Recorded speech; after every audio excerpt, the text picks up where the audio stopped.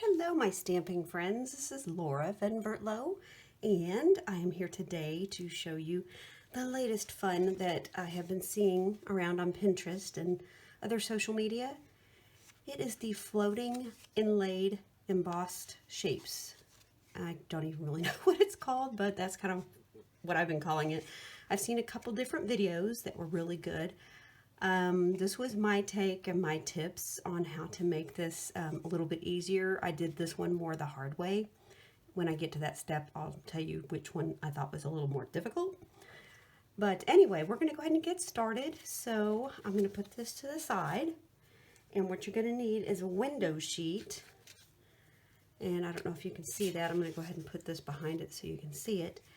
And I cut this one to, hold on, 4.5 by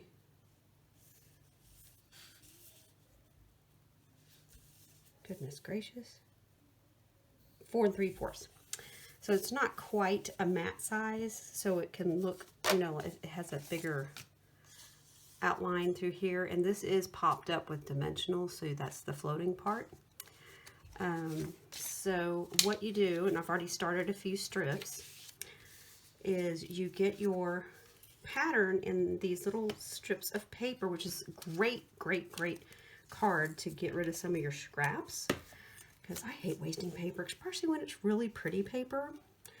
And can you believe they sold out of this butterfly Bijou already? I don't even know if that's how you pronounce it, but I anyway, so I'm just kind of doing just a hair of a spot in between, and see, it's kind of crooked, but what I'll do is snip it in the paper trimmer.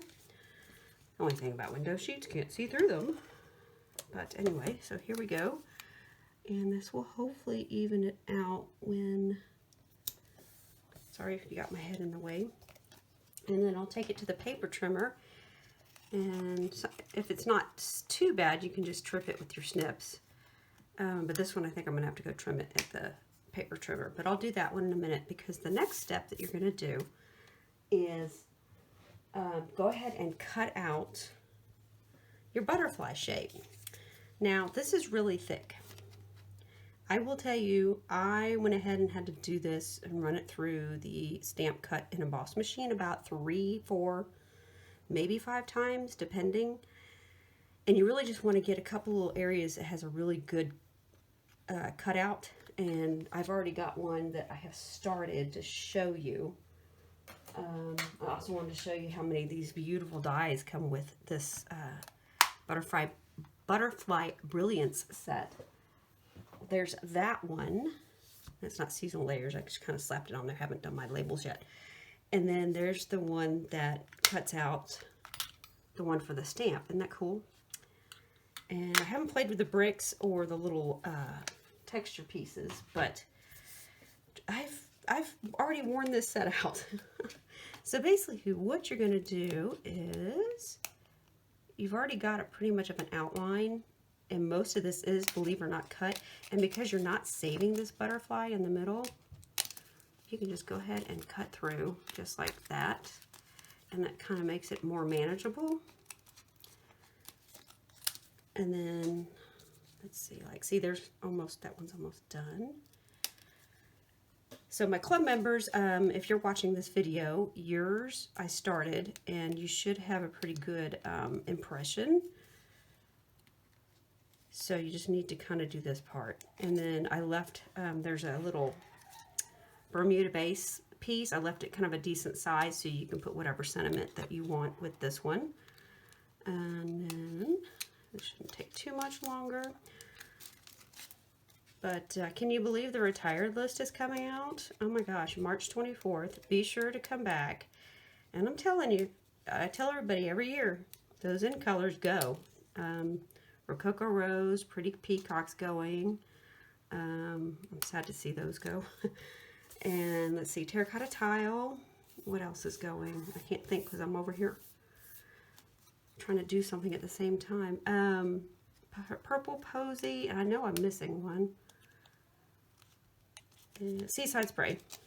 I love all those colors. It's kind of sad. Hopefully, hint, hint, a couple will come back. Especially Rococo Rose. I think by far that was my favorite. And they're kind of having fun with us as a demonstrator of having us guess what the new ink colors are, because we, as a perk being a demonstrator, we get the sneak peek on the 24th as well. So, and then we get to pre-order on April 1st. So if you can't wait like I can't, you can always sign up and use the starter kit that's fully customizable to get pre-order items before your friends. Anyway, okay, so I was trying to talk to kind of get rid of that boringness. All right, so basically I'm gonna put that right here. Now, here's the adhesive sheets, and I know I'm so bad about this. It's kind of like the embossing buddy when we had that. Beautiful tool, great for making your life a lot easier, and I always forget to grab it. Well, I'm sorry, but I love the fine tip glue pen, but on a detailed butterfly like this, it is so much easier. There are strips that are in the full sheet. Here, let me grab it so you can see what they look like. I think they're about 12 inches. What are these? 6 by 12. And there's a big strip going this way and down this way, so it makes it easier to peel back. And what I mean is I've already peeled part of it. I'm going to peel this part back. Of course, I can't get my nail down there. Just trimmed my nails. They're too nubby. Come on. Come on. There we go. Okay. So then that way you can just take it and just let it lay flat. And then you run it through the big shot. Excuse me. It's hard to break old habits. Stamp, cut, and emboss machine. And then what you have is that. And what I find easy to do is when you come to peel this off, I think half of those little pieces will come out with this when yeah, that's what I thought. So you don't have as many to poke out. But what's really cool is that I'm going to put this down on the card where I want it, but I'm also going to use this as my guide. And making a complete mess. But these are so pretty. They're so detailed. And yeah, it's a little extra fuss, but man, I tell you, it just makes such a gorgeous card for your recipient. And it really makes them think, oh my goodness. And really, I mean, it's so simple to do. When you have the right person showing you how these products work together, then all of a sudden, boom, you're a master artist without trying to be. Because I can't draw worth a flip, I can tell you that right now. If it was up to me to be a concept artist, everything would be crayons. Those concept artists at Stampin' Up! Are fantastic, I'll tell you what. Anyway, so I think I got them all out. Here we go. So it's good and sticky. And what I'm going to do is kind of lay this behind here. So when I lay it down, and see, this is where the tricky part was when I first did it. Okay, so now I kind of have an idea where I want it. So I'm going to go ahead and lay it down. Oops, I see a spot I didn't get out. There we go. And then I see another one.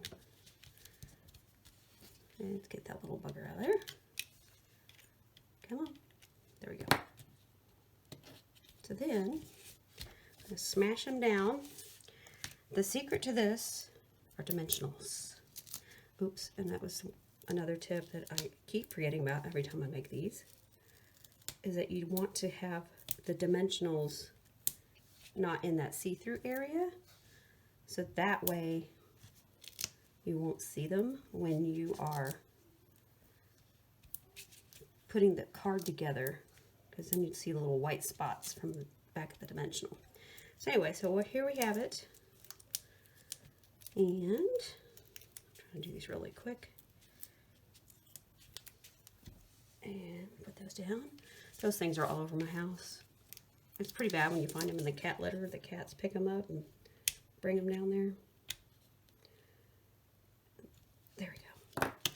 It wasn't laying down flat for me. All right. It's the only bad thing. These things are so sticky. Hold on. Here we go. Okay, I'll fix that in a second. I can still get to it. Okay, so then this goes overhead. I think I see something I didn't cut. head of the butterfly. That should look better now. Oh, yep, let me get this real quick. All right. So here's the floating part. So when you put this down, and you could use a stamped image too. You wouldn't necessarily have to, I didn't want to snip that until I knew it wasn't part of the butterfly. Hold on. And see, something like that, so nobody's going to notice that you did that and it's not straight. So now it's floating. The dimensionals give it that 3D effect. And to finish it up, I just did a little sentiment and added a few of the rhinestones, and here is the finished card once again. So hopefully you like this technique. It's really fun. I suggest putting a thin piece of paper, maybe not cardstock, but like I used a little, maybe a couple sheets of the grid paper or folded up to give this more to push through. And then I kind of, every time I ran the butterfly through, I actually would move it so the pressure would hit different points to get the cut to go all the way through. Hopefully that made sense. Anyway, well, I appreciate you joining me today, and I hope you enjoyed the card, and stay tuned. There's going to be more, you know, with a pre-order. Have a good one.